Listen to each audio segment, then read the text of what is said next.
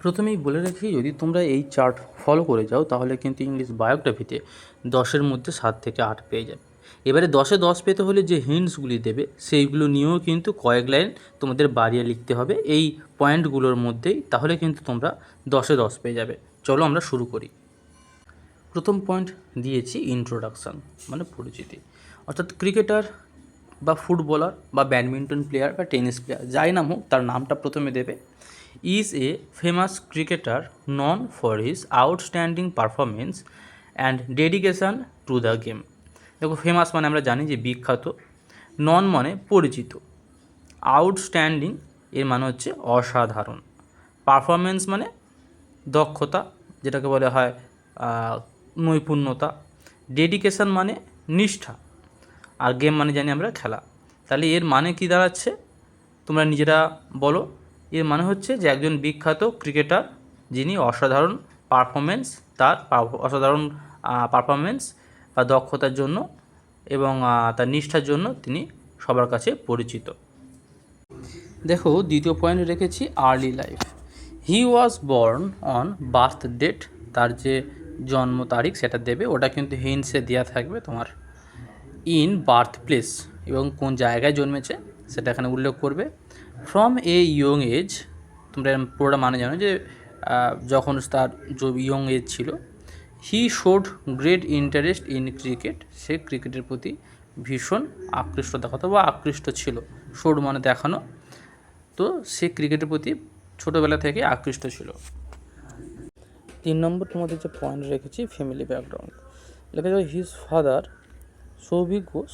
তোমরা এই সৌভিক ঘোষের জায়গায় যে ক্রিকেটার বা যে প্লেয়ারের যে নাম থাকবে, বাবার নাম থাকবে, সেটা এখানে দিয়ে দেবে। ওয়াজ এ ফার্মার, তিনি যে প্রফেশনটা করবেন যেটা দেওয়া থাকবে সেই জায়গায় কিন্তু এই ফার্মারের জায়গায় কিন্তু সেটা দেবে। ওয়াজ এ ফার্মার, আমি একটা ফার্মার যে কোনো একটা প্রফেশন দিয়ে রেখেছি, তোমরা কিন্তু ফার্মারটাকে চেঞ্জ করবে তোমাদের মানে যে রচনা বা বায়োগ্রাফি অনুযায়ী। অ্যান্ড হিজ মাদার রাখি ঘোষ, দেখো রাখি ঘোষটা দিয়েছি, যে কোনো একটা নাম দিয়েছি, তোমরা কিন্তু রাখি ঘোষটাকে চেঞ্জ করে দেবে হিন্টস অনুযায়ী। Was a kind and supportive lady, kind মানে দয়ালু, সাপোর্টিভ মানে যে সাপোর্ট করে। দেখো, চতুর্থ পয়েন্ট এখানে বলেছে কেরিয়ার বিগিনিং বা কেরিয়ার যে শুরু হয়েছিল কীভাবে। He started his professional cricket career at a young age and quickly gained attention for his skills. দেখো, হি স্টার্টেড মানে কি শুরু করেছিল, হিজ প্রফেশনাল ক্রিকেট কেরিয়ার তার পেশাদারি, প্রফেশনাল মানে পেশাদারি, এবার ক্রিকেট কেরিয়ার আছে। তোমরা ক্রিকেটের জায়গায় যে ওখানে তোমরা চুজ করবে যে পেশাটা তোমাদের যে ফুটবলার থাকতে পারে, সেটা ব্যাডমিন্টন প্লেয়ার থাকতে পারে, টেনিস প্লেয়ার থাকতে পারে, যে খেলাটা থাকবে সেই খেলাটা ওখানে দেবে। অ্যাট এ ইয়ং এজ মানে খুবই একদম অল্প বয়সে বা তরুণ বয়সে। কুইকলি মানে কি দ্রুত। গেন্ড অ্যাটেনশান, এবারে দেখো এখানে গেন্ড মানে কি অর্জন করা বা যেটা সে পেয়েছে, আর অ্যাটেনশান মানে কি মনোযোগ, সে যে মনোযোগ পেয়েছে। ফর হিজ স্কিলস মানে কি দক্ষতা। তাহলে যদি পুরো লাইনটা করি, যে সে অল্প বয়সে তার পেশাদার ক্রিকেট খেলা শুরু করে এবং দ্রুত তার দক্ষতার জন্য সবার নজরে এসেছিল বা সবার দৃষ্টি আকর্ষণ করেছিল। দেখো, ফিফথ পয়েন্ট রেখেছি international debut. Sachin made his international debut for India in 1989 at the age of just 16। এবারে দেখো, এখানে সচিন নাম রেখেছি, তোমরা কিন্তু এখানে প্লেয়ারের নামটা চেঞ্জ করে নেবে, তোমাদের যে প্লেয়ার ওখানে দেয়া থাকবে। মেড মানে কি তৈরি করা হয়েছিল। হিজ মানে তার, ইন্টারন্যাশনাল ডেবিউট মানে যেটা অভিষেক করা সেটা হচ্ছে। তো ফর ইন্ডিয়া এখানে ধরো রোনাল্ডো দিয়েছিল, তাহলে কি ইন্ডিয়া লিখবো, তখন সেখানে পর্তুগাল লিখবো। যদি এখানে ধরো মেসি পড়ে, তাহলে আমি সেখানে কি আর ইন্ডিয়া লিখবো, তখন কি লিখবো, আর্জেন্টিনা লিখবো। তাহলে এবার সাল যেটা দেওয়া আছে, সালটা তোমরা এই 19 যেটা 89 আছে ওটা লিখবে, আর at the age of 16 just এটা কোন এজে হয়েছে সেটা তোমরা লিখে দেবে ওটা। তো যদি এর পুরো বাংলা করা হয় যে সচিন মাত্র এই 1989 সালে মাত্র 16 বছর বয়সে ভারতের হয়ে আন্তর্জাতিক অভিষেক করেছিলেন। এবারে দেখো, তোমাদের এখানে 6 নম্বর পয়েন্ট রেখেছি প্লেয়িং স্টাইল, মানে তিনি কী ধরনের খেলতেন। এতে লেখা আছে he was a right handed batsman and occasionally bowled right arm off spin, leg spin and medium pace. এখানে দেখো তোমরা এখানে যে রাইট হ্যান্ডার আছে, তাহলে এখানে আমি যদি এর বাংলাটা করি তাহলে কী হবে যে তিনি একজন ডানহাতি ব্যাটসম্যান ছিলেন।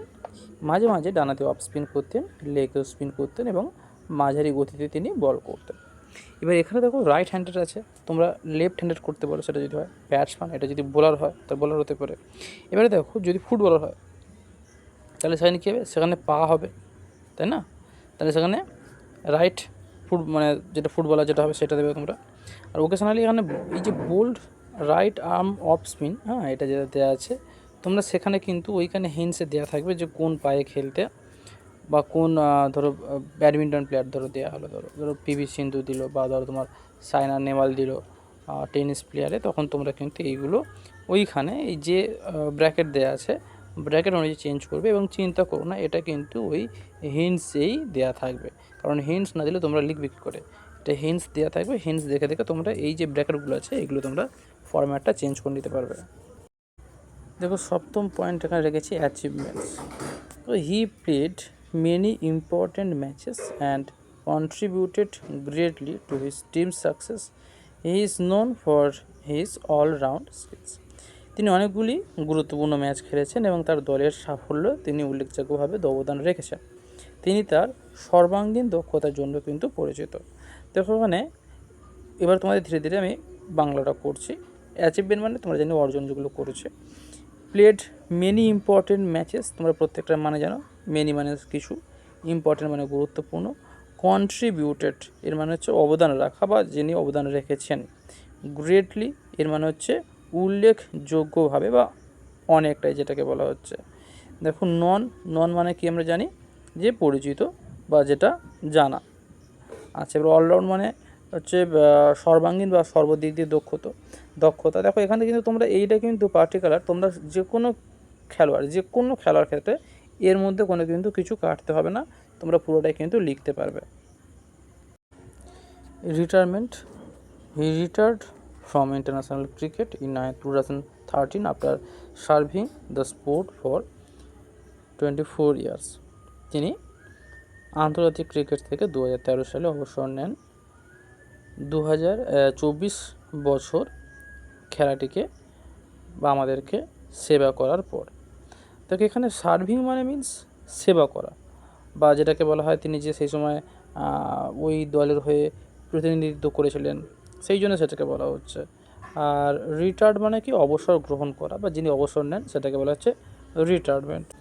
তোমরা এখানে কিন্তু ক্রিকেট যে লেখাটা আছে এটা কিন্তু চেঞ্জ করে দেবে, যে প্লেয়ার থাকবে তিনি যেটা খেলতেন সেটা cricket, football, badminton, table tennis, loan tennis যেটা খেলবে সেটা এখানে দিয়ে দেবে। আর 24 ইয়ার্স এবং 2013 যেটা আছে এটা কিন্তু তোমরা এই সংখ্যাগুলো তোমরা চেঞ্জ করে দেবে। এখানে লেখা আছে যে personality and inspiration. He is hardworking, disciplined and inspiration to many young cricketers. He is an icon of dedication, humanity and excellence, inspiring millions around the world. তিনি ছিলেন পরিশ্রমী, তিনি এখনও আছেন পরিশ্রমী এবং অনেক তরুণ ক্রিকেটারের জন্য একটি প্রেরণা। তাছাড়া তিনি ডিসিপ্লিন মানে শৃঙ্খলাবদ্ধ, তিনি নিষ্ঠা, বিনয় এবং শ্রেষ্ঠত্বের একটা প্রতীক হিসেবে বিবেচিত। তিনি বিশ্বের কোটি কোটি মানুষের কাছে অনুপ্রেরণা একজন।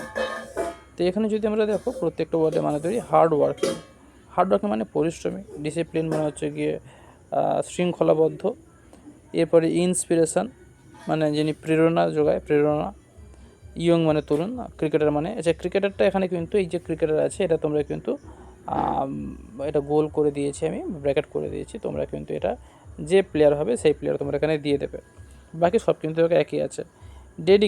ডেডিকেশন মানে নিষ্ঠা বা আত্মনিবেদন যেটা আছে। হিউম্যানিটি মানে বিনয়, তার মধ্যে কতটা মানবতা, মনুষ্যত্ব বোধ আছে। এক্সেলেন্স মানে শ্রেষ্ঠত্ব, মানে কি শ্রেষ্ঠত্ব। ইন্সপায়ারিং মানে যিনি প্রেরণা যোগান বা অনুপ্রেরণা যিনি করেন। মিলিয়ন্স আমরা জানি যে 1 million is equal to 10 lakhs, তাহলে মিলিয়ন্স মানে লাখ, অ্যারাউন্ড মানে তাদের চারপাশে বা আমাদের চারপাশে যেগুলো হয় সেটা হচ্ছে অ্যারাউন্ড বলা হচ্ছে। আর ওয়ার্ল্ড মানে তোমরা সবাই জানো।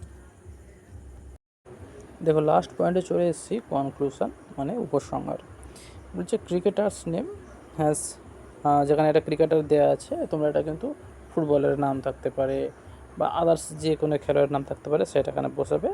Has made a big impact in the world of cricket, ক্রিকেটের জায়গায় তোমরা কিন্তু ব্যাকআউট করে দিচ্ছি, তোমরা এটাকে চেঞ্জ করে দেবে।